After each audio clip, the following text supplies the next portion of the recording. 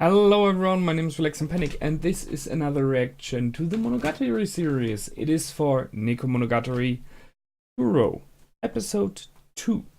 And you know what to do, as always. If you want to see the reaction, please just go down into my descriptions, get the link, replace the circumflex dot parts with real dots, and enjoy the reaction. Once you've done, feel free to come back here, hear out my thoughts about this episode. So, I will see you soon. Now, for this episode, it is kind of interesting because in many ways, the things that happen are things that we kind of know already. We do not know the deeper concepts, we do not know everything that is happening, but we know the general thing, and I already know how it will possibly end because we heard of it in the last series, in the last seasons, that our little vampire girl will solve the problem, at least temporarily. But there is more in it now, and we get more deep insights on how it happened, why it happened, and it is good to see Oshino again. There's no question here. So let's go through it. We started off with a bit of Moon, Aragi walking, having bought something and things alike. What, however, instantly struck me is the fact that the design was really nice this time. So it started off this just those images of the city, of the moon, it is night and everything. Yeah, my initial reaction was, wow, the design is nice. Really, it looks good once again. I had this on the last reaction. For this series, the Monogatari series, the graphical concepts sometimes are extraordinarily well done, and sometimes you have, like, it feels like they had to fill 5 more minutes in a 30-minute episode, and they were like, well, we just have 1 hour, let's sketch something in, you know? It's very strange, this mix. In this episode, it was all perfect, you know? There was no moment where I was like, that looks bad. Or at least not as good as the other 6. So really nice. And we have finally Shinobu in it. Who is completely silent. So, I mean, we are before the last season. So it is where he's still not really aware of her, how to treat her properly. We learned this in the last season, in the last seasons.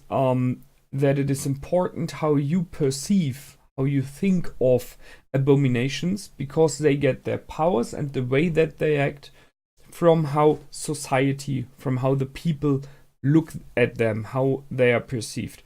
So if in your world, in your society, just as example, elves are the little fairy creatures who help you at home, who do the stitching, who clean up the houses. That is one way elves are perceived. Then they are like that. But if in your society, in your world, however, elves are perceived as large, as these tall, elegant, bow casting, high magic creatures who ride on unicorns and stuff like, then they are like that. So that is one of those major and really important things that Aragi learned in the last episodes in the past, and which he doesn't know in this episode yet, because it is before that. So, the timey-wimey stuff. So, seeing Shinobu was nice. It is the moment when he first ever realizes that she likes donuts. And I didn't see it coming. I thought, like, what did he buy there? It looked like potatoes and, I don't know, like a cabbage or something. So I thought, like, okay, he bought some food to prepare later on. And I was a bit surprised on the easiness of him kneeling down and making his neck available for her. So he was like, okay, I will feed her, something like that. But there was no deeper thought from him. I don't know, I expected a bit of struggle from his side, that he would be like, I don't like it being bitten by her. But it seems to be pretty normal for him already. So he did that and was ready for it. And she instead tried to climb over him, because she, I guess, smelled the donuts. So that was funny. No arguing about that. I was pretty much entertained by it. So she goes nuts on donuts. Very good. There was this moment when he threw her away and she slammed into the wall. I guess you've realized it. I said she looks like a Powerpuff Girl there. So I've watched the Powerpuff Girls in the past and I really liked this series. And by graphic design, it looked a lot like that in this moment. I might be wrong. It just looked like. So he wasn't aware of her donut fetish before. And was in many ways surprised, and it feels a bit like he really didn't like it. But then, as Oshino said later on, when they grow up, it's not always like you want them to. So deal with it. So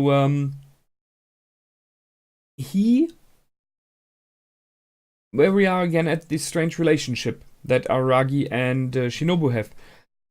He made her act like a dog. So he told her sit, and she did, which surprised me. I really didn't think she would, because I perceived her in the past, future episodes as a way more self-aware and how to say, proud personality, with an inner strength.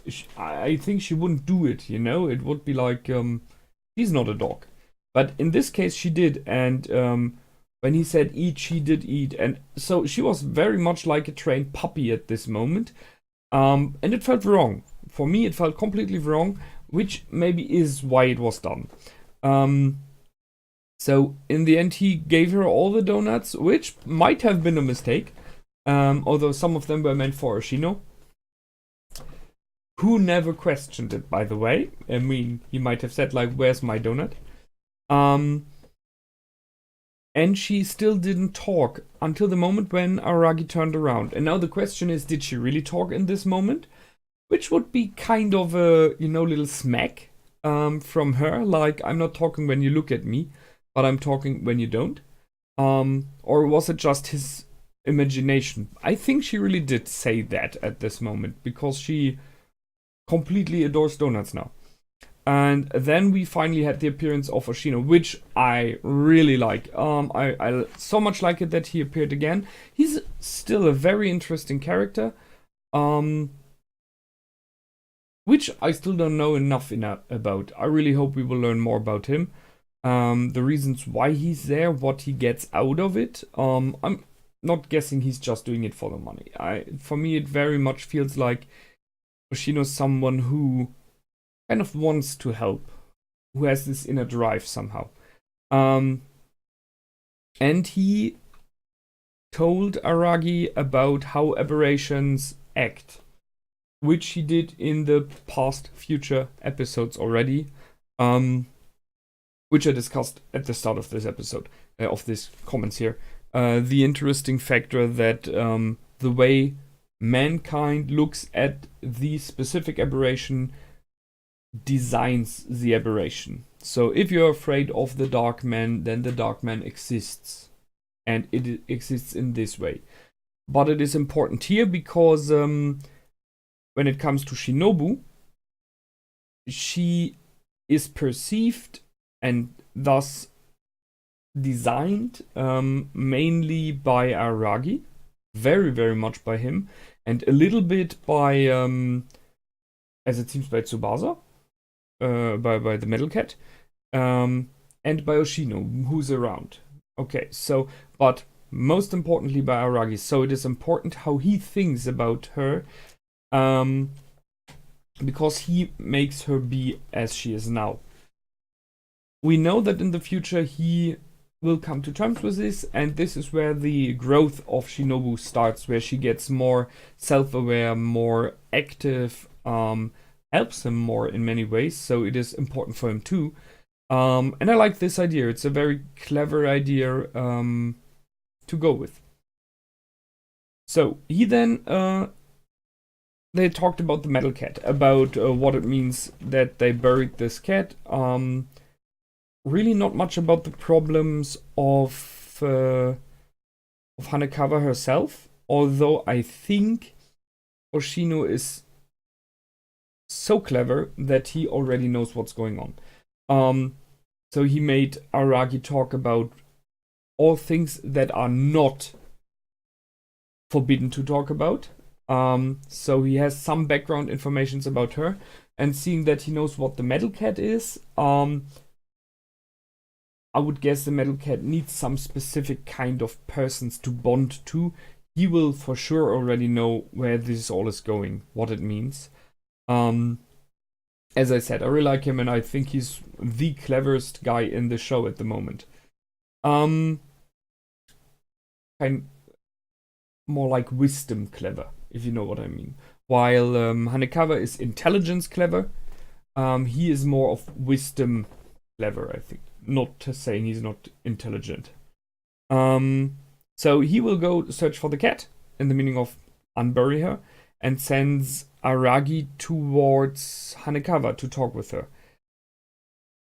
Which he later on says himself might have been a mistake. So I guess he was not aware that the cat is already out of the sack and will attack. So he goes by bike in the middle of the night. I like the fact that he was sent, because it was like, there could be more. I guess Oshino's aware that there might be more between the two of them, Hanekawa and Aragi. And then we have a short glimpse of the cat already in the street, in her underwear, whysoever. I think it is this being free yourself, not being restrained. It is a part of the problem, I guess. It is kind of funny and creepy and a bit of sad at the same moment that Aragi instantly realizes Hanekawa just by her breasts. It is funny because it is used to be kind of funny. It is, in my opinion, a little bit sad because it is possibly a problem for Hanekawa as well. If you have such attributes who are so prominent that people tend to reduce you to it, or perceive this first of you. I guess she's proud of them. I mean, if they look good, then they look good. Why not be proud of it? But there's this nice telling eyes up here, and it might be a bit of a problem. So seeing that on the other hand, she's very conservatively dressed normally, I guess it is part of her struggle. Possibly not a major one. There are way bigger problems, but it is a little part of it. So he realizes her instantly, although he never saw the cat before. And they have a little talk, which is interesting. So the cat got the parents already. We knew this was coming. And seeing that Aragi is a friend of her Miyasta, and seeing that he helped bury the cat, she says, so you're friends? Then you can care about that. And she gives him the parents, who are not dead, as we know, who are drained just. And says, you can get rid of them for me, for my Miyasta. Or, and this is the interesting one there, she gets really creepily negatively. So she gets an evil version. You could finish them off. And I think this is not as a joke or as a test. She would really think this is okay. In the end, the cat thinks about helping her master by getting rid of all the problems, which is very short-sighted, because killing your parents, and in this case later on maybe killing Aragi, will not remove the problem. It will cause other problems instead, because then you have to deal with the fact that kind of you killed off people. But, well, that's the way the cat works. So, and she was about to leave, and that could have been it. And then it gets interesting because he says, wait. And she goes crazy on him for that. Because of the simple word, wait. And I guess we all know why. Because in the end, Hanekawa is waiting for Aragi to make the first step, to kind of confess their deeper feelings, maybe to confess love. she loves him already, and she's waiting for him to be in the right mood, maybe. Or maybe she is waiting herself to be ready. Not 100% sure who is the one waiting. But it is a big part of the problem, apart from her family issues, that this situation between her and Aragi are on a waiting position. And by saying wait, he triggers her. And she goes, well, I mean, you've seen it. You could say she rips him to pieces. So that was pretty intense. That was pretty mean. Ripping off someone's arm and then even saying like, come on, don't act like it is so bad. Oh, why not? She just ripped the arm off. It is bad. And she just leaves, which kind of surprised me, because I would have thought that she would try to kill him. If she's already going for the arm, why not kill him off? But well, then she's a cat and she's playing with him maybe, so might be. She goes away. He puts back on his arm, which is awesome. Just the, you just got your arm, a limb of you, ripped off your body. And you bow down, pick it up, put it back in, and say, well, let's call an ambulance. Who's doing that? I mean, the heck. It's not just the fact that he's healing faster. It is that he's even able to deal with pain on a different level. I'm pretty sure a normal person, not talking about blood loss, just shock, the pain and so on, would have just fallen unconscious, and he doesn't. So I guess his vampiric part gives him some kind of pain threshold as well. He needs it. So he called in the ambulance, which is why the parents get rescued, as we know from the future. His blood evaporates. I didn't know that. That was a new one for me. And he said it already did all the time since he got in this vampire business. So that's nothing new for him, but it is for me.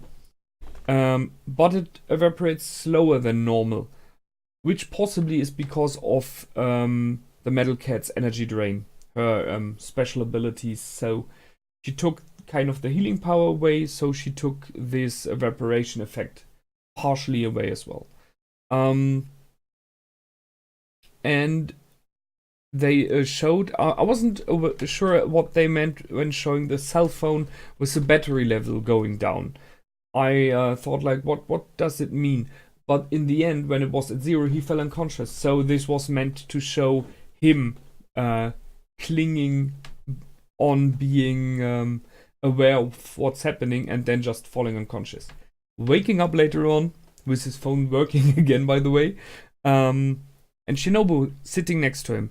So I like the fact that she sits next to him. It gives you some concept already, even if Oshino asked her.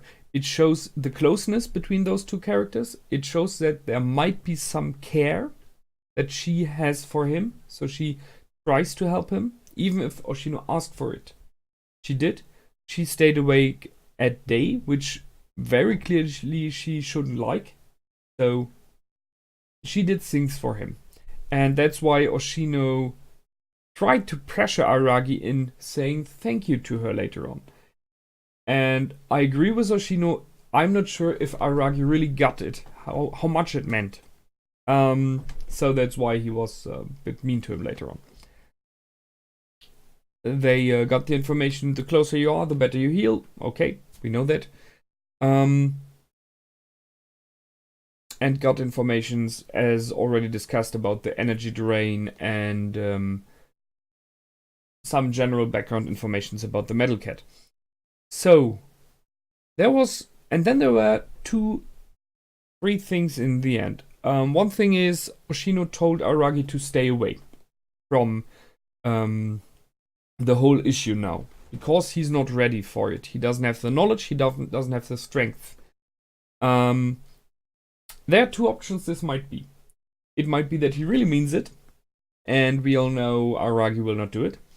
Or it is a way of him kind of intriguing Aragi to spur him on to do more. But that's only guessing.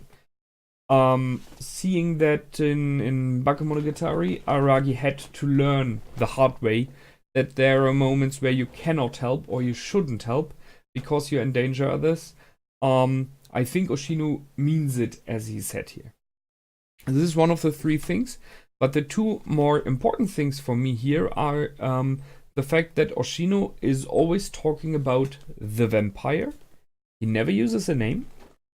So I guess she has no name yet at this moment. Just guessing. Maybe I missed it in episode 1. But he always says the vampire. While we in Bakemonogatari will learn her to be Oshino Shinobu. So I guess we will get the name in these episodes, hopefully. That's one thing. Which means we will have an episode maybe where we get closer. Or maybe Araragi has to choose a name for her. That would be nice. And the other thing, which is why I put this picture here, is that he said he failed as a balancer because Araragi was endangered.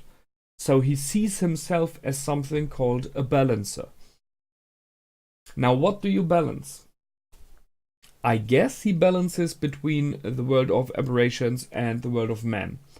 To find a way that they coexist, that they don't interfere too negatively with each other, that they're not, as he did in the past, in the future in this case. And we know from what Yuzuru Kagenui told us that she, Kaiki, and Oshino were part of a club and had some different opinions on things in general. She put it out about the immortal creatures, where she's the one that wants who says like the original is better. Kaiki said the copy is better, and Oshino is the one in the middle who says both are worthy.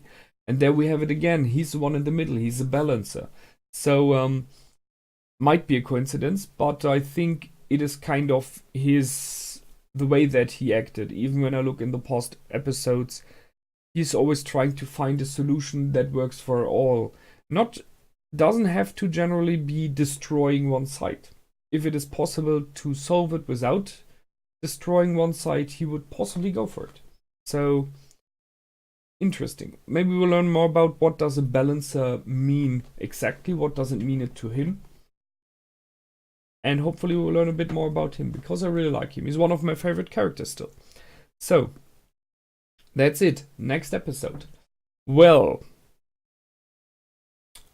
I mean, his family called a lot. So, I guess we will see a bit of his sisters. Because they had like 300 messages and close to 200 calls, which is a little bit too much.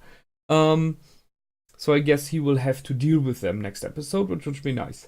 Thus, there are only 2 more episodes in general for this very short season. I guess we will have a little bit more background, a little bit more with him and Shinobu. As I said, hopefully giving her the name. That would be nice. It would be like the first step on recognizing her as a real being and not just as a dog or this baby vampire, which he perceives her right now. And we will for sure, I guess, the last episode then have another meeting with Hanekawa. Let's see how this works out. Well, that's it for this time. I enjoyed that. I hope you did as well. Feel free to comment, like, and subscribe as always, and I will see you the next time. Until then, my name is Relax and Panic. Goodbye and out.